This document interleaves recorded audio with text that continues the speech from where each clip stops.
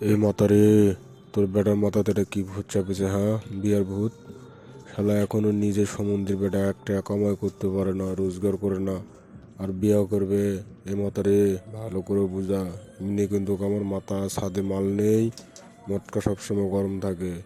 একটু যদি মটকা বেশি গরম হয়ে যায়, তাহলে তোরকে দুই মা বেটাকে এমন ঠ্যাঙ্গান ঠ্যাঙ্গামো, আমাকে কিন্তু আব্বা কয় ডাকবো তোরা।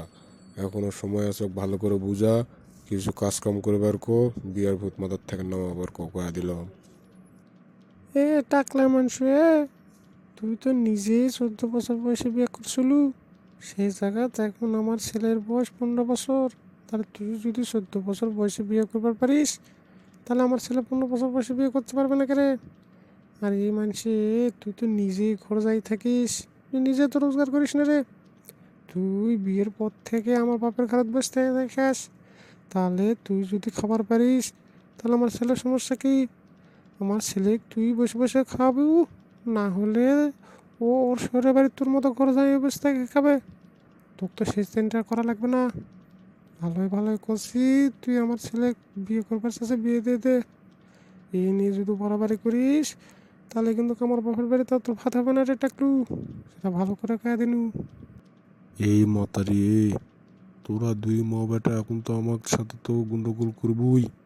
তুই আমাক টাকলা কো আর ঘর যাই কো, যেটাই কো, আমি কিছু মনে করবো না। কিন্তু শোন, তোকে একটা কথা কই, আমি যে তোর আর তোর বাপের উপকার করেছি, সেটা তো তোরা জীবনে ভুলতে পারবো না। তোদের উচিত আমার কাছে কৃতজ্ঞতা হয় থাকা, কারণ তোর বাপের এত যে সয় সম্পত্তি আছে। এই, আমি যদি তোর বাপের ঘাড়ে না খাইয়ে সয় সম্পত্তিগুলো যদি না কমাই, তাহলে কি তোর বাপও কষ্ট করে সয় সম্পত্তিগুলোর হিসাব বেশি করে রাখা লাগতো না? কিন্তু আমি তা না করে, তোর বাপের ঘাড়ত খায় কাজ কাম না করে তোর বাপের সয় সম্পত্তিগুলো কমাচ্ছি। তাতে কি হচ্ছে? তোর বাপক হিসাব নিকাশটা কম রাখা লাগছে। এক্ষেত্রে তোর বাপের কষ্টটাও কম হচ্ছে রে মাদারি। আর সেটা তুই না বুঝে আমার সাথে লাগুচ্ছু। যা, তোর বেটা তুই বিয়া দে। আমার বেটা যখন লয়, তখন আমি আগেও নাই পাশেও